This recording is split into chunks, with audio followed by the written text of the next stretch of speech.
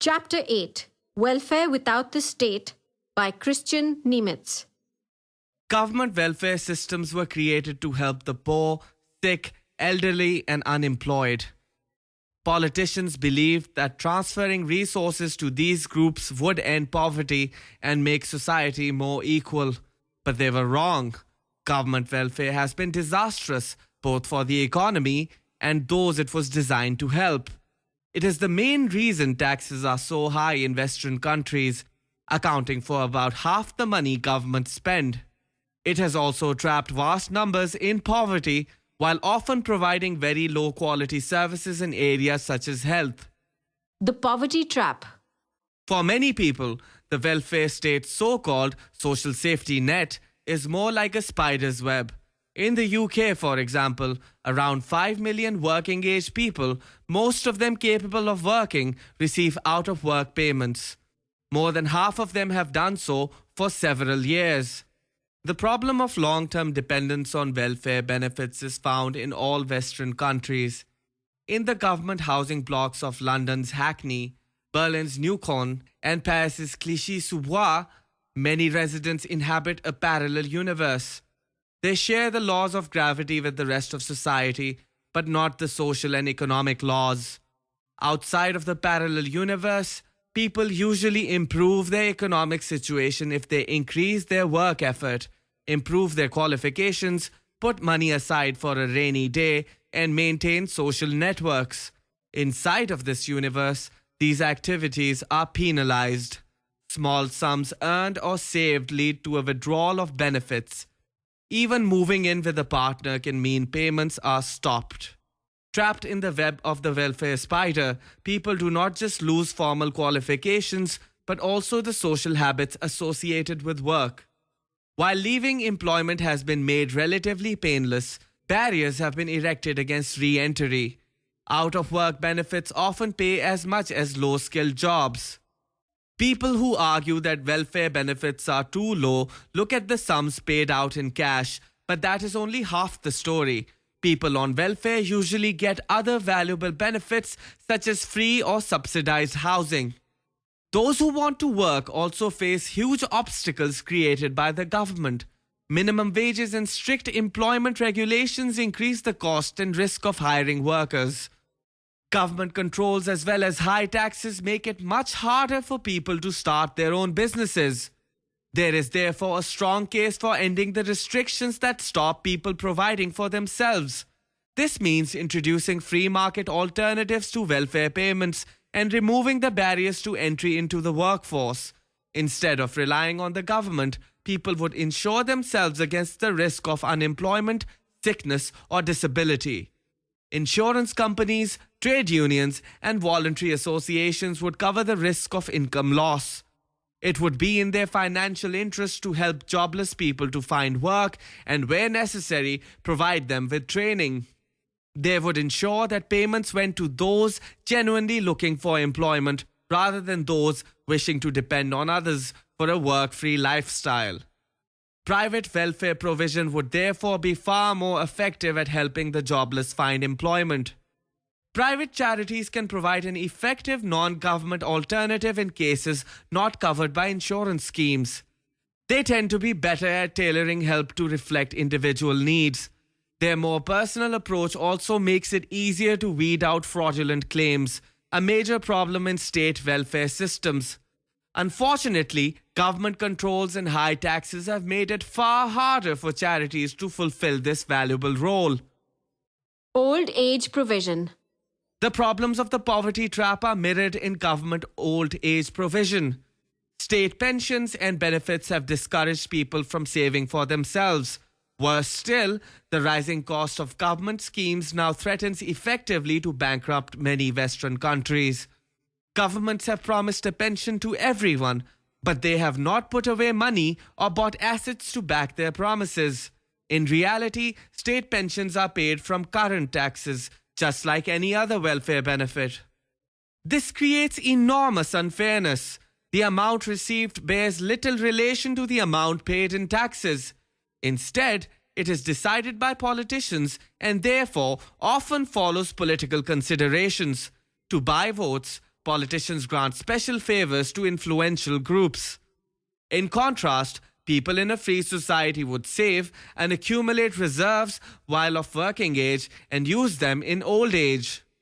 Since savings would take place over an extremely long time horizon, most people would probably choose to acquire assets in one form or another to benefit from the returns they yield. People would invest in some combination of stocks, bonds, real estate, and perhaps a home of their own. Since people's beliefs differ hugely, so would their savings and investment strategies. There would be funds adhering to the principles of Islamic finance. There would be green funds investing in renewable energy companies and organic farms, and there would be local community funds offering an investment portfolio with a home bias. In any case, people could make provisions in the way that best suits their individual conditions and preferences. A free market approach would allow diverse institutions to develop to help people save for old age, each with different aims, strategies, and principles. Profit-making pension funds, insurance companies, and banks would be obvious candidates.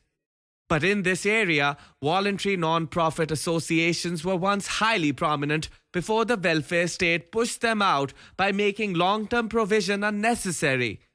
Friendly societies, cooperative savings banks, and schemes run by trade unions could readily win a large market share. Even low-income earners could, over time, amass sizable fortunes. Private old age provisions would help take the politics out of welfare. The current systems encourage lobbying for political favors at a terrible economic and social cost. The free market alternative would encourage saving, long-term thinking, and work effort. Healthcare. Reforms are also desperately needed in the health sector. Government-run healthcare systems are marked by long waiting lists and poor patient care. A typical example is Britain's National Health Service. While many countries such as the USA have some combination of private and public provision, the health sector remains tightly controlled. As a result, patients do not enjoy the full benefits of competition and free markets. Government controls tend to raise the costs of care and deny access to the latest treatments. Life-saving activities, such as trade and transplant organs or using new drugs, may even be banned completely, indirectly killing huge numbers every year. In a free society, competition would take place on many different levels, between different medical philosophies, different codes of practice, and different ways of evaluating the safety of drugs and the qualification of doctors. There would be competition between different healthcare providers, and a wide variety of institutions could coexist. This would help to keep costs down and ensure speedy access to the latest treatments. Patients would be treated as customers, and care would better reflect their needs rather than those of doctors and health officials. Profit-making insurance companies, hospital chains, etc. would obviously be well placed in a competitive marketplace. But it should not be forgotten that numerous non-profit, voluntary associations inhabited the healthcare sector before the welfare state cut the ground from under their feet. Friendly or fraternal societies, cooperatives, and trade unions ran insurance schemes. Hospitals were often set up as independent charitable or educational institutions. There is no reason why the healthcare sector of a free society should not be able once again to accommodate such variety. Again, incentives would change profoundly. In a modern welfare state, the cost savings resulting from healthy lifestyle choices do not go to the individual concerned. Governments therefore try to fill the void by the use of advertising campaigns, sin taxes, and heavy-handed regulation. Under the alternative arrangements described above, insurance schemes would put price tags on health-related habits. Nobody would be bullied to stop smoking or to start exercising. However, they might decide to do so to cut their health insurance payments. Why have welfare systems? The failure of government welfare calls into question the existence of these vast tax-funded systems. Instead of any single system, why not have dozens, indeed hundreds of competing ways in which people protect themselves against the various risks in life and provide for difficult times? There is surely nothing special about welfare. That means it should be subject to levels of state control which would generally be considered unacceptable anywhere else. For example, there is no British leisure system. There is no American, French, or German one either. In each of these places, there are myriads of ways in which people can spend their spare time.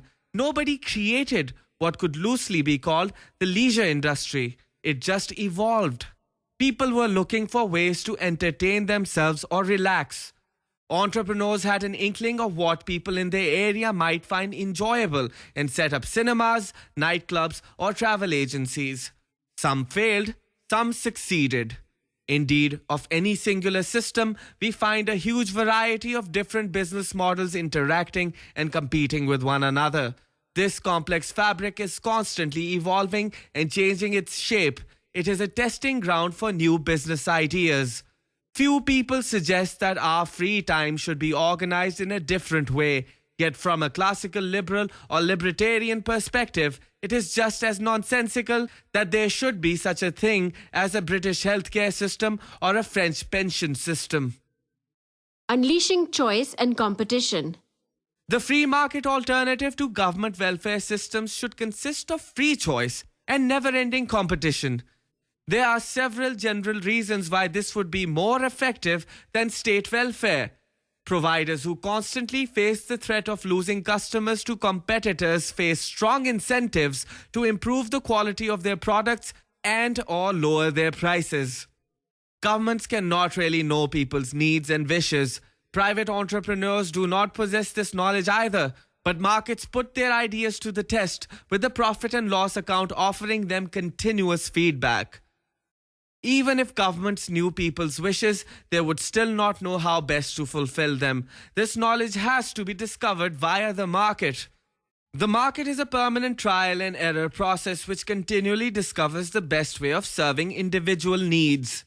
Successful ideas grow while less successful ones change or disappear. These arguments help explain the failure of government welfare services. Imagine you ran a nationalized healthcare system and were given an extra £1 million to invest. How would you know whether patients preferred more preventive treatment, newer drugs, or better equipped surgeries? And should these be delivered in hospital clinics or by self-employed doctors? In the absence of a testing ground with clear feedback mechanisms, you would either have to make an informed guess or rely on the advice of professionals. In the latter case, the door would be open to producer capture, when nationalized industries cater for the needs of their workers instead of their customers. Unleashing the power of competition would therefore vastly increase the diversity, quality, and affordability of welfare goods. It would also amount to a massive transfer of power from the government to the individual. It would enable individuals to take their lives into their own hands instead of relying on the promises of politicians. Individuals would also be free to form voluntary communities of solidarity and mutual support.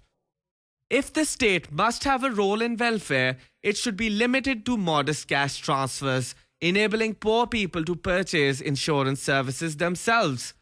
Governments should not use their powers to prevent private companies, voluntary associations, and charities from playing a leading role. Criticism of welfare states is often confused with a lack of sympathy for the poor. In fact, the poor stand to gain the most from free market reforms. When government welfare fails, rich people are least affected. They can always afford better alternatives. It is the disadvantaged who deserve the chance to experience the benefits of choice and competition.